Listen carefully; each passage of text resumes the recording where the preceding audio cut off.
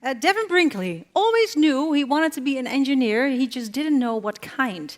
He studied electrical engineering, and then a series of small decisions led him onto the path into wireless optical communication. And for nearly 2 decades, he's worked on the frontier of how light can carry information. He worked for over a decade at Cubic, working on defense technologies and wireless optical communications projects. And then in 2014, he joined Google X, where he worked on a moonshot called Loon. He led the hardware development for wireless optical communication, the kind that connected those high-altitude balloons. And that technology paved the way for what later would become Taara. And Taara spun out of Google X in March of this year. Devin now leads engineering at Taara, and this is a company that in one sentence brings fiber-like speeds to places where laying fiber just isn't possible. Please welcome Devin Brinkley.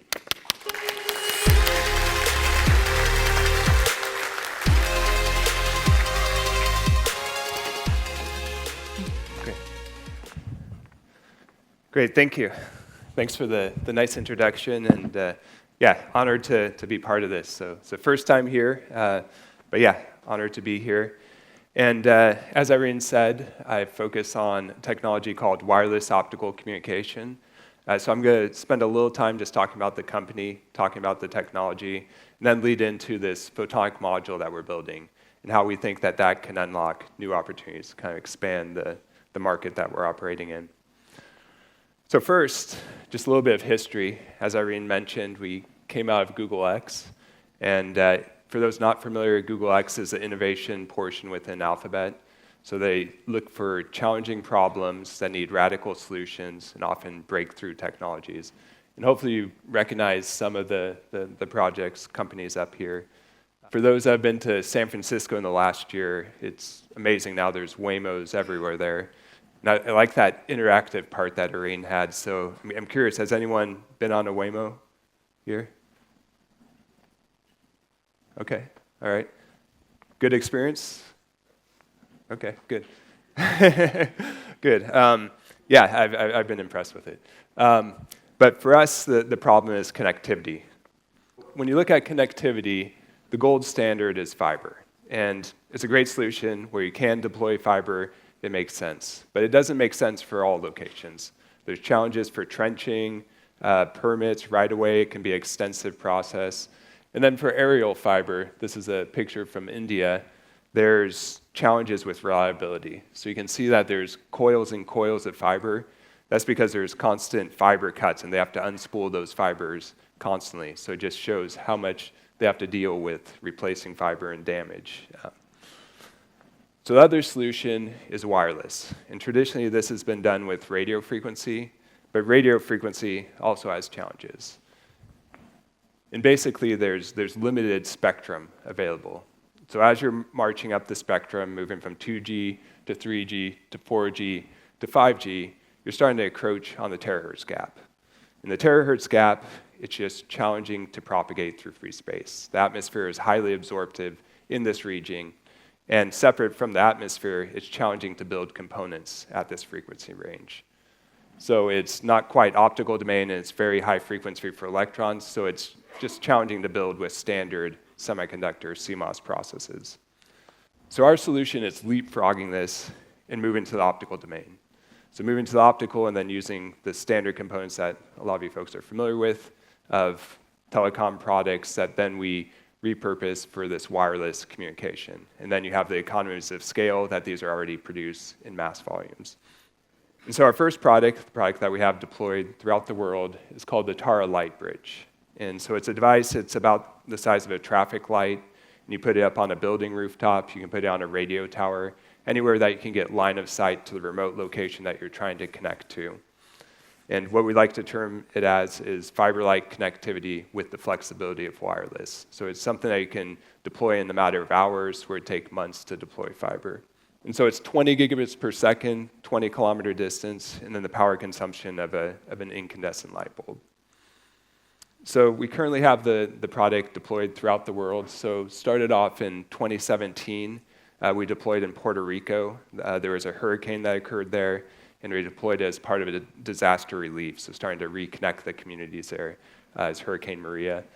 And then shortly after that, 2018, started to deploy in Kenya, then moving to India, then moved throughout Africa, and then throughout the world at this point. So we're currently in a dozen different countries. It's very hard to see the countries on there, but it's over a dozen different countries, both domestically in the United States, throughout Europe, Africa, and Asia at this point.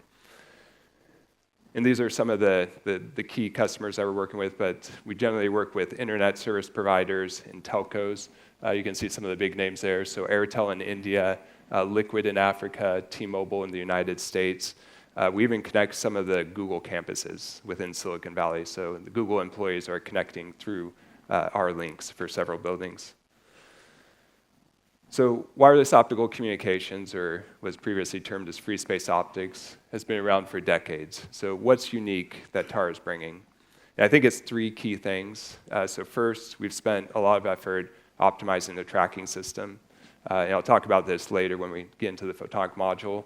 But the current product has multiple mechanical steering mechanisms. So one that does a coarse low frequency and then a high frequency small range. Those two complement each other to maintain tracking. And then we have various sensors, gyros, accelerometers, a sensor position sensitive detector that measures the incoming angle of arrival. And we fuse all those together and feed it to the controller. And with that, you're able to maintain a pointing accuracy of 1/500th of a degree. And this is all while mounted on towers that are moving 10 degrees per second kind of motion. The second thing is the digital communications. So the wireless optical communication channel is unique compared to radio frequency. So you can have power fluctuations that are 100x increase and decrease. And these happen at the time scale of millisecond to tens of milliseconds. So what we do is we have a ARQ protocol where we essentially buffer up the data and then repeat it and ensure that it gets through at the link layer. So at the higher level protocols, as you can see, the link is lossless. And then the third one is designing for manufacturing. As I mentioned, we use standard telecom products, but we also work with our contract manufacturers and integrate a large number of tests so that they're able to fully validate the system and they're able to ship directly to the end customer from the contract manufacturer. And so where are these deployed? What kind of use cases? So I'll go through just a handful of these just to give a perspective on it. One is crossing challenging terrains. So this was the Congo River crossing. So this was going from Congo to the DRC. And they were going to run 400 kilometers of fiber because essentially, because the Congo River is so deep, so fast, they had to go all the way to the ocean, back up to connect these two communities. Instead, set up one of our links as just a 5-kilometer link across the river. So another one's 5G backhaul. This was for T-Mobile. This was at a concert event, Coachella in California. You can see that small circle right there. That's the terminal, and you can see the relative size compared to the RF antennas. Another one's island connectivity. So this was an application where there was a fiber cut to this island, and the island was completely cut off, and it was going to take months to repair that fiber. So instead, we quickly set up one of our links and connected that community. And then connecting rural communities, so locations where, for whatever reason, it doesn't make sense to extend fiber, you can set up one of these links and quickly connect those areas. And this is kind of where we started off. This was one of the locations in India that we connected. And then for urban locations, this is in Kenya where we connected from a data center to a multi-dwelling unit. So you can connect these buildings, and then in the building itself, you can run fiber or have RF, whatever's needed for that last mile connection. So we've gotten a lot of learnings in this process. So both on the business side, on the market side, but certainly on the technology side. And we realized that if we want to have the impact that we want to have and have this technology be ubiquitous across the network, then we need to simplify the system. We need to remove the bespoke components, the steering mechanisms, and start to get to this integrated solution. And that's what drove us into the Photonics integrated circuit and building this Photonic module. So the focus for us has been getting a complete wireless optical communication system into a module. And that includes a few components and capabilities. The capabilities are First, be able to do wavefront correction. So there's an effect that I'm sure a lot of people are familiar with and have seen that when you look over concrete on a hot day, you get this scintillation effect, that bending of light. For us, that's distorting our beam, and we need to correct that to couple into the device. So that's the first item, is wavefront correction. The second one is active steering. So we have a 2D optical phased array. This is a little different than LiDAR phased arrays, which are typically 1D phase, and then the second dimension's wavelength or another method. But 2D phased array that has solid state steering, so removing the mechanical steering mechanisms. And then the third one is the integration of all the other optical components into the chip.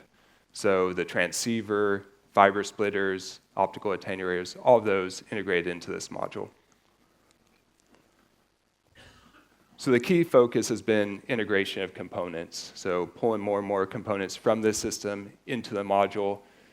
And then for the steering mechanism, the key thing's been to get to larger and larger emitter counts. So there's two things that we're working against. So the first one is that you want the emitters as close as possible together. And people might be familiar with this for RF, that you want to get to the lambda over 2 spacing, ideally, so you get the hemispherical steering. But the closer together, the larger steering range you have. So we're trying to push these closer together. And then if we want to go chip-to-chip communication without a telescope in front of it, you want to get to a larger aperture size, so ideally close to the size of a reticle. So both those together means just pushing to larger and larger emitter count. But that's really what we've been focused on for our development. And so these demonstrations are a little dated now. This is from back in 2022, 2023. Right now, we're building up the product version of this. But back then, we did our first version of OPA to OPA communication. So we had set up indoor short range that was going chip to chip at just 50 meters. For the product, it'll be much further, longer distance than that. And then we took that same chip and put a telescope in front of it so we could increase the aperture size, extend the range, and operate it out to 2-kilometer distance. So based on this development, our current focus has been optical communication, focused on middle mile, going into the last mile.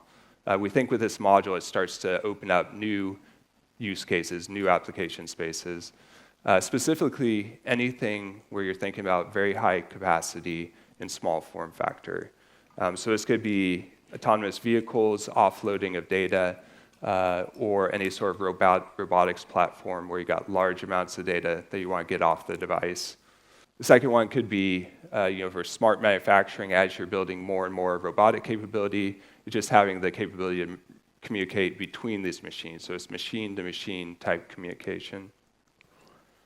Another one is smart cities. So a starting point for this is you can just picture a building-to-building interconnection, so like a mesh network connecting all the buildings together.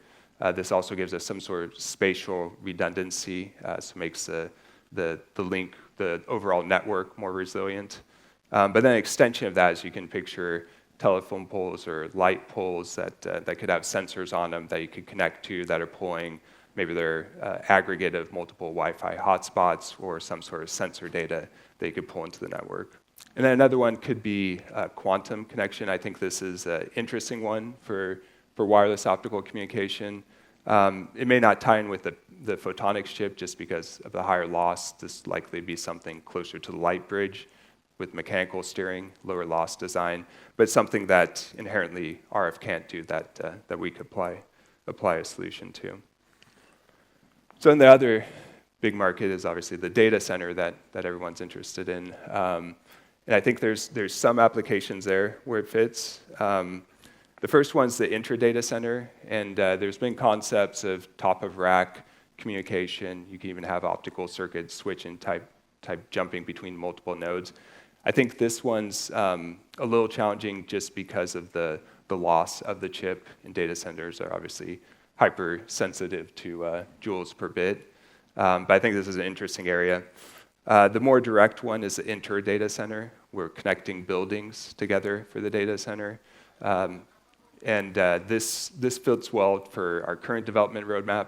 It's just a higher data rate, but all of that's possible because we do have that atmospheric correction where we're able to couple into single mode, so you can integrate coherent technology into the device. So everything I've spoken about so far has been focused on the data communication side of it. We do think that there's other opportunities outside of this. There's, as I mentioned, the atmospheric correction effect. So you got that distortion that happens to the channel, that the optical phased array, because you have complete phase control of all the emitters, you're able to correct that, get back to a highly focused beam. So in doing that, that opens up other opportunities of now you have this complete phase control. You can create any arbitrary far field pattern. So this is an image of something that we did in the lab of just back calculating how to make a Batman logo with the phase profile. But it just kind of opens your mind that there's these other potential opportunities. Certainly on the medical side, potentially you could have endoscopy of having a multimode fiber that you then correct the modes coming out of the fiber, or imaging. Or I got an article last night that was talking about brain scanning with spatial light modulators and applications like that, where you can scan in as and L and then also focus to get to pinpoint accuracy. So I think there's a lot there. This isn't our direct area, so we haven't focused on this area as much, but I think if folks are in this space, definitely reach out to me. We're definitely interested in this. And that's it. I was trying to leave a little time in case folks had questions. But again, my name is Devin Brinkley, and we're very interested in collaborating, reaching out. If people are in this space, interested in this space, definitely reach out to me. Thank you. Thank you.